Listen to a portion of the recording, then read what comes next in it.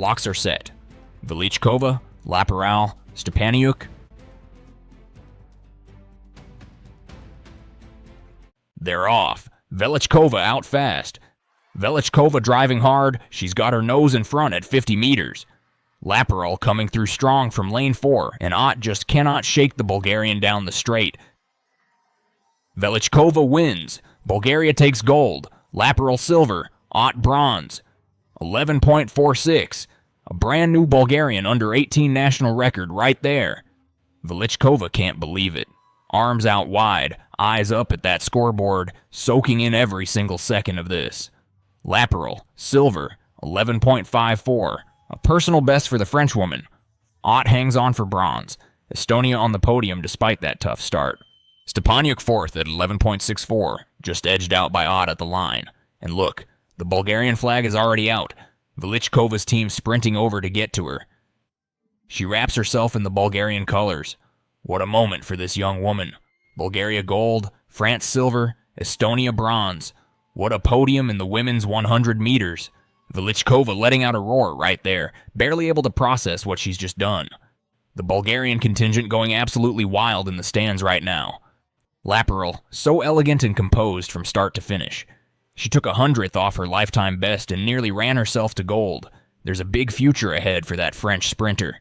But this night belongs to Velichkova. She had the nerve to deliver on the biggest stage, under championship pressure, in a final, with the whole field coming for her. 3 athletes on that podium, composure that athletes twice their age would struggle to match. This is the start of careers that will go a very, very long way. Here's the slow motion replay. Watch Velichkova in lane 1 off those blocks. Sharp reaction, clean exit, no hesitation.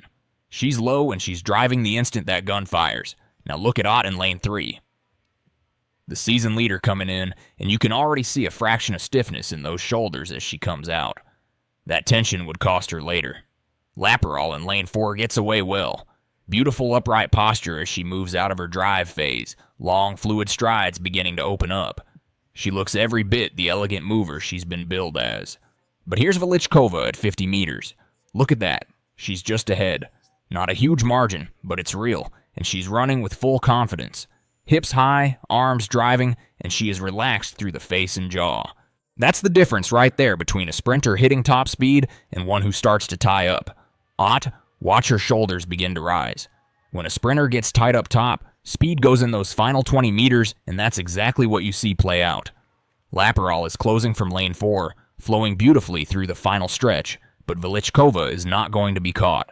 She hits the line and 11.46 goes on the board, a national under-18 record run under pressure in a championship final. That's not a fluke.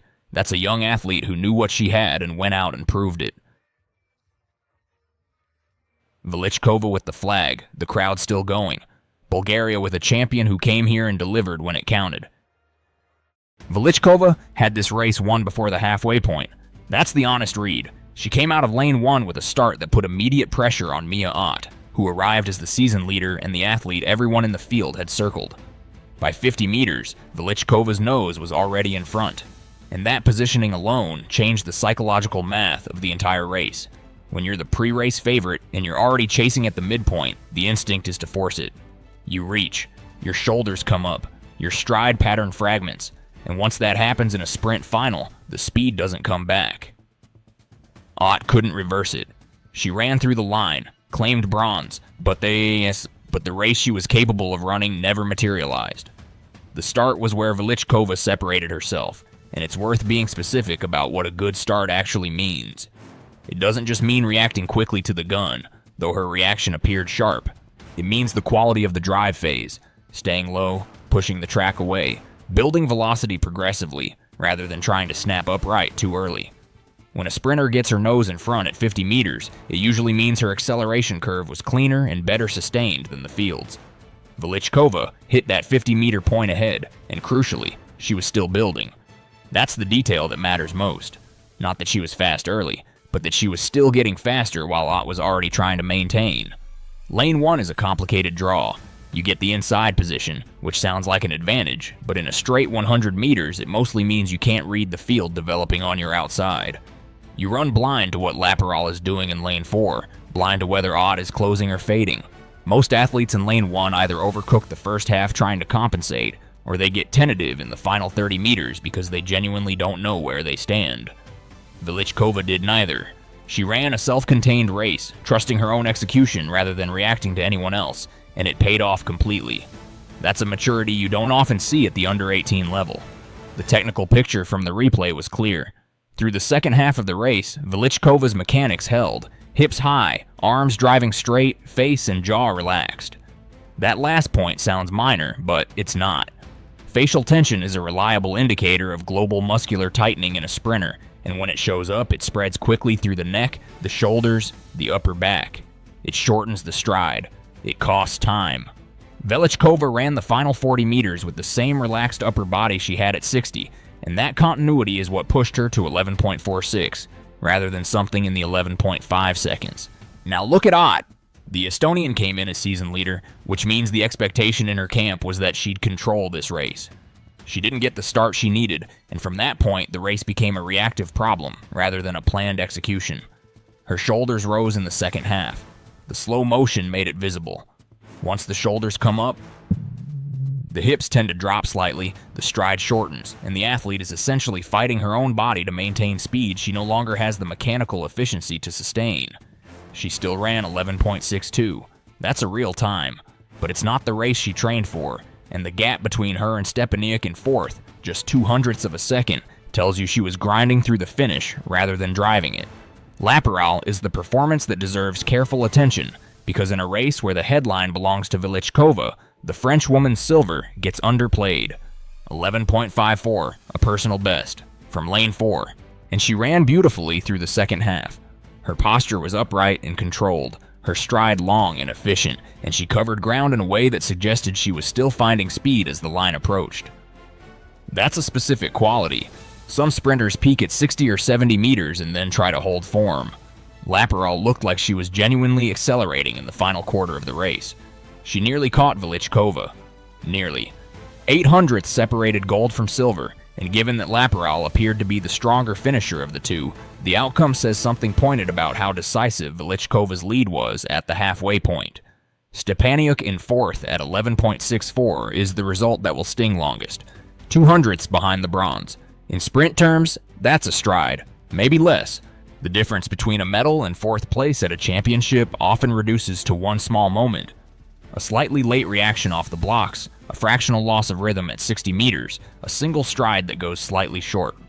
There's no way to identify which moment it was for Stepaniuk from the available data, but the gap is small enough that any single correction in her preparation or execution could close it. That's a hard way to leave a championship final, but it's also information she can use. Ankeli, Lalic, Rankl, and Kotkova filled out the back half of the field between 11.77 and 11.93.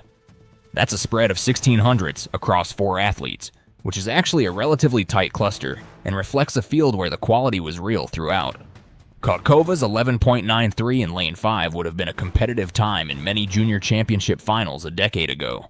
The standard in European under-18 sprinting for women has genuinely risen, and this result is consistent with that trend. Which brings us to the historical weight of 11.46. Bulgarian under-18 national record. That's the official designation, and it's the right frame for understanding what Velichkova achieved. Bulgaria has produced sprinters across its athletics history, but this kind of time from an under-18 athlete, set under championship conditions in a final, suggests a physical baseline that's worth taking seriously. Records at this age group are set in races where everything goes right: the preparation, the conditions, the draw, the competition level, the athlete's own execution. All of it aligned for Velichkova in this race. And she had the ability to take full advantage. Not every young sprinter can do that even when the conditions cooperate. To put 11.46 in a broader European context without fabricating comparisons, it's a time that competes at the upper end of European under-18 performances. It would have been competitive or medal contending at major under-18 championships in recent years. That matters because it means this wasn't a fast time run in a weak field on a fast day. The competition was genuine, the field was real, and Velichkova still ran 11.46 from lane 1. What comes next is the harder question. Sprinting has a specific problem with early excellence. The physical development that makes a 15 or 16-year-old exceptional often levels out or even regresses as the body finishes growing and training loads increase. The athletes who make the transition from youth to senior sprinting successfully tend to be the ones whose early performances were built on technical efficiency and physical coordination, rather than just raw speed that happens to be ahead of its peers. Everything visible in Velichkova's race mechanics suggests the former. She ran efficiently, she stayed relaxed, she made smart decisions in a race where she could have panicked and didn't. The likely path forward runs through under-20 competition, where the physical and technical demands escalate and the fields get faster. That's the first real test of whether what she showed here translates. After that, assuming the development holds, senior championship exposure becomes the question. But that's years away, and projecting specific outcomes from a single junior final, however good, is the wrong approach. What this race establishes is simpler. Velichkova is a Bulgarian sprinter with a national age group record, a championship gold, and a performance that held up technically under pressure. That's the fact. The 11.46 is in the books, and she earned every hundredth of it.